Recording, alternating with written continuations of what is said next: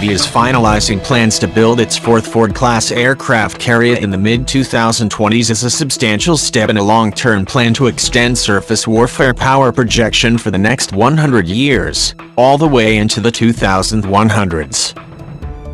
This fourth carrier, called CVN-81, will continue the Navy's ongoing process to acquire a new class of next-generation carriers designed to sustain its ability to launch air attacks from the ocean in increasingly more dangerous modern threat environments. Procurement of CVN-81 is currently being planned for inclusion in the 2023 budget, William Couch, spokesman for Naval Sea Systems Command. While Couch emphasized that funding will require congressional approval, he did specify key elements of the Navy's Ford-class strategy.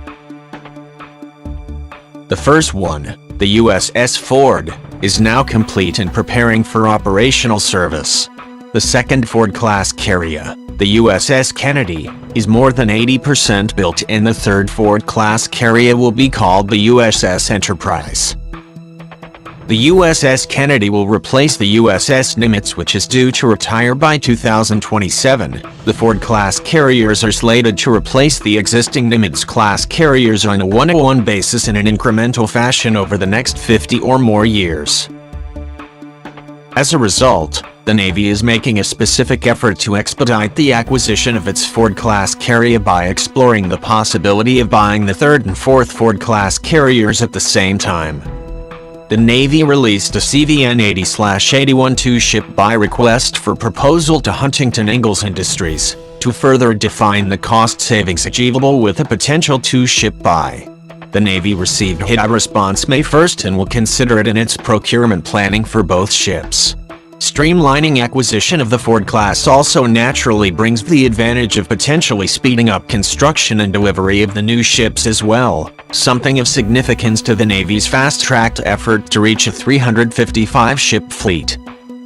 Part of this strategy is articulated in the Navy's recent 2019 30-year shipbuilding plan, called the Report to Congress on the Annual Long-Range Plan for Construction of Naval Vessels for Fiscal Year 2019. The plan says the Navy is working on setting the conditions for an enduring industrial base as the top priority, so that the Navy is postured to respond to more aggressive investment in any year. Efforts to control carrier costs has been a long-standing challenge for the Navy. Several years ago, the Navy received substantial criticism from lawmakers and government watchdog groups during the construction of the USS Ford for rising costs. Construction costs for the USS Ford wound up being several billion above early cost estimates.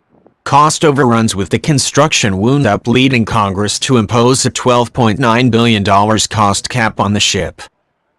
At the time, Navy officials pointed out that integrating new technologies brings challenges and that at least $3 billion of the Ford's costs were due to what's described as non-recurring engineering costs for a first-in-class ship such as this. For instance, Ford-class carriers are built with a larger flight deck able to increase the sortie generation rate by 33%, an electromagnetic catapult to replace the current steam system, and much greater levels of automation or computer controls throughout the ship.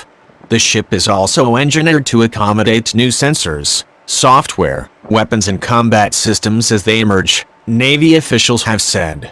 The USS Ford is built with four 26-megawatt generators, bringing a total of 104 megawatts to the ship. This helps support the ship's developing systems such as its Electromagnetic Aircraft Launch System, or EMLS, and provides power for future systems such as lasers and railguns, many Navy senior leaders have explained. Ship developers have been making an aggressive effort to lower costs of the USS Kennedy. Officials have said that the cost of the USS Kennedy will be well over $1.5 billion less than the costs to build the first Ford-class ship.